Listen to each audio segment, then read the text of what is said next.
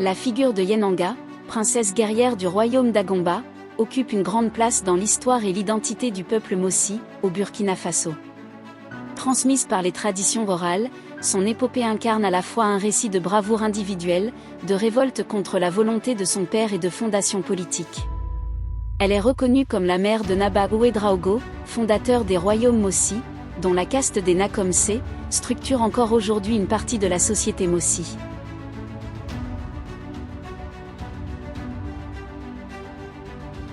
Yenanga, également appelée Poko selon certaines versions, est la fille de Naba Ndega, souverain du royaume de Dagomba, dont la capitale était à Gambaga, dans le nord du Ghana actuel.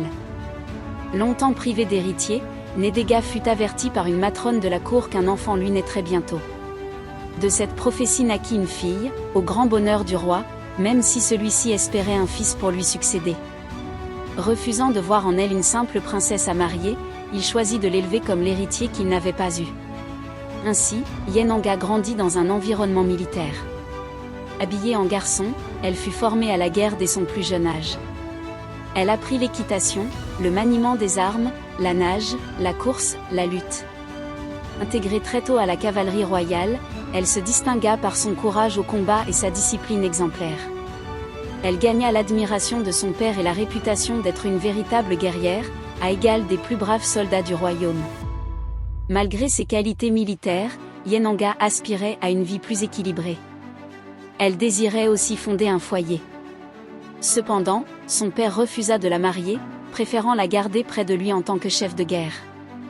Ce refus, interprété dans la tradition orale comme une forme de négation de sa féminité et de sa liberté, fut à l'origine de sa rébellion. Selon certaines versions du récit, Yenanga planta un champ de gombo devant le palais royal mais s'abstint d'en récolter les fruits. Lorsque son père lui en demanda la raison, elle répondit : « Tu trouves que le gombo vieillit ? Que dira-t-on d'une grande fille sans mari ?» Malgré ce message clair, le roi persista dans son refus de lui trouver un époux. D'après l'historien Mossi Antoine Dim de Lopsom, on rapporte que vers le Xe siècle, une fille du roi de Gambaga, Gold Coast, la nommée Nyenga, c'est-à-dire la mince, ayant passé l'âge de puberté sans que son père s'occupât de la donner en mariage, car, dit-on, c'était une amazone de qualité dont ce dernier ne voulait pas se séparer. Résolue de donner une leçon à son père, elle fit devant le palais un champ de gombo qu'elle ne récolta pas.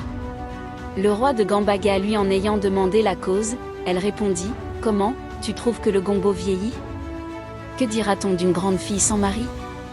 Son père ne se fâcha pas mais continua à ne pas s'occuper de son mariage. L'empire du Mogonaba, pages 2 à 3. Ce déni incita Yenanga à prendre son destin en main.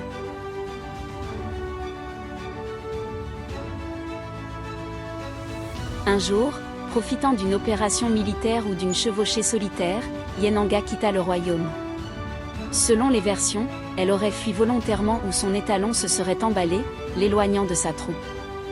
Elle parvint jusqu'aux forêts de la région de Bitu ou Yanga, au sud de l'actuel Burkina Faso, où elle s'arrêta près d'une case qu'elle croyait abandonnée. C'était la demeure d'un chasseur d'éléphants d'origine mandingue nommé Rialé. Rialé accueillit cet étranger intrépide sans savoir qu'il s'agissait d'une femme. Vêtue comme un homme et donnant des ordres comme un chef, Yenanga fut traitée avec respect. Peu à peu, les liens se tissèrent. Elle finit par lui révéler son identité et son histoire. Leur union fut célébrée selon les rites locaux, marquant la rencontre symbolique de deux lignées, celle des Dagomba du Nord et celle des Mandingues de l'Ouest. De cette union naquit un fils, que Yenanga décida de nommer Ouédraogo, mot mouré signifiant « étalon ». Ce nom fut choisi en hommage au cheval blanc qui l'avait conduite jusqu'à sa nouvelle vie. La tradition insiste sur le fait que c'est Yenanga, et non Rialé, qui donna son nom à l'enfant, soulignant ainsi son importance dans la généalogie du peuple Mossi. Naba Ouédraogo grandit sous la tutelle de ses deux parents mais c'est surtout l'héritage maternel qui domina son ascension. Selon les récits, il devint un chef militaire respecté, unificateur de territoire et fondateur des premiers royaumes Mossi. Ces royaumes, structurés autour de la classe dominante des Nakomsé, s'étendirent progressivement sur le plateau central du Burkina Faso, avec Tankodogo comme foyer initial.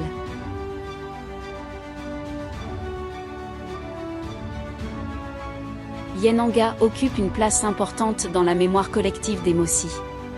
Elle incarne l'ancêtre tutélaire, la mère fondatrice, la guerrière visionnaire. Dans les traditions, elle est moins perçue comme épouse de Rialé que comme mère du fondateur.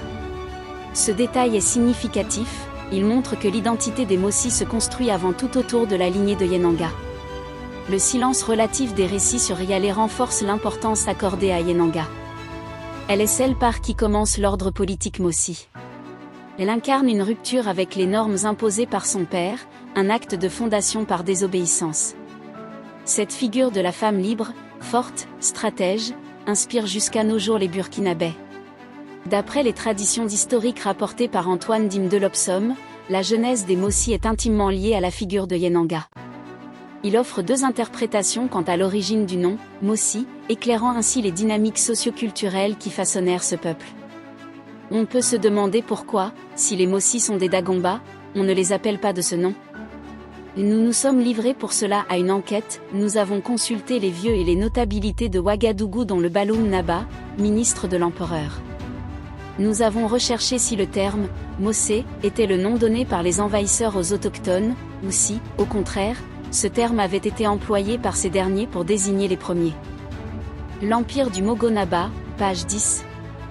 Dans sa première explication, Dime de Lopsom indique que les Mossi proviendraient d'un métissage entre les envahisseurs d'Agomba et les populations autochtones telles que les Ninissi, Kibisi et Gurunsi. Le terme « Moaga », au pluriel, Mossé, désignerait initialement les enfants issus de ces unions mixtes. Ce mot aurait ainsi servi à distinguer les non-nobles des nobles, les Naba et Nakomse.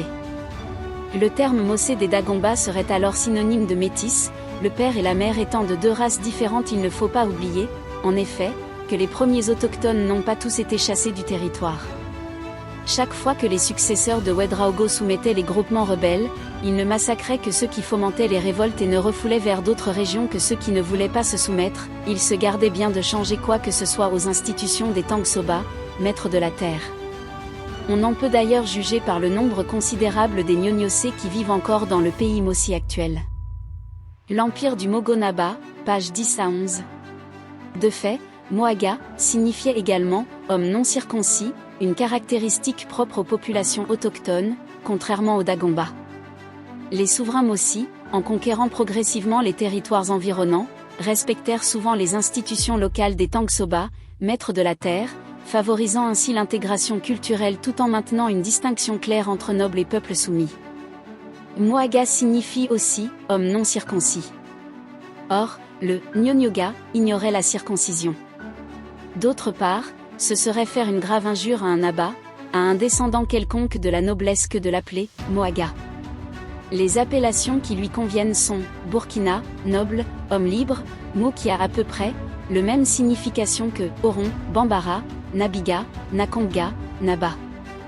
L'Empire du Mogonaba, page 11. La seconde explication fournie par Dime de Lopsom présente une inversion des rôles. Selon celle-ci, ce seraient les autochtones qui auraient attribué le terme Moaga ou Mossé aux conquérants d'Agomba lors de leur arrivée. Ce procédé serait analogue à la façon dont les Mossi désignaient les étrangers à l'époque coloniale, notamment les Européens.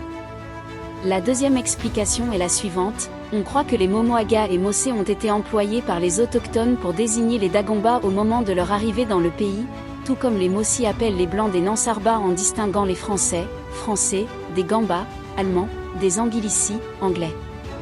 L'Empire du Mogonaba, page 11. Aujourd'hui, il est difficile, voire impossible, de dissocier clairement les éléments linguistiques issus des conquérants de ceux hérités des peuples conquis, tant les deux groupes se sont mutuellement influencés. Il est aujourd'hui malaisé, pour ne pas dire impossible, de faire une sérieuse discrimination entre les éléments de la langue des conquérants et ceux de celle des conquis. Le peuple, Niniga, tout en ayant conservé intactes ses institutions au sein de l'actuel territoire Mossi, a cependant adopté le parler et certaines mœurs des envahisseurs. L'Empire du Mogonaba, page 11 à 12.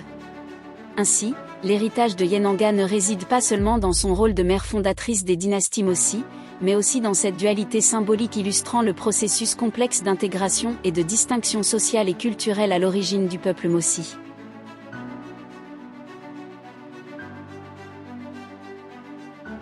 Yenanga est aujourd'hui l'un des symboles les plus forts de l'unité nationale burkinabé.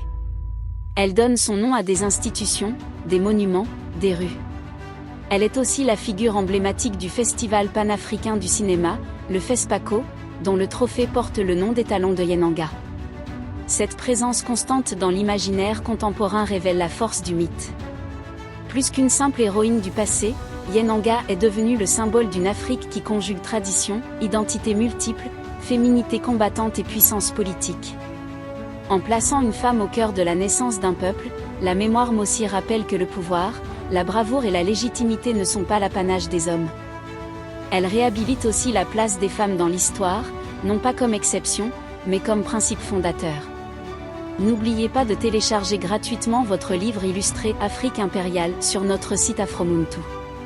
Le lien est dans la description.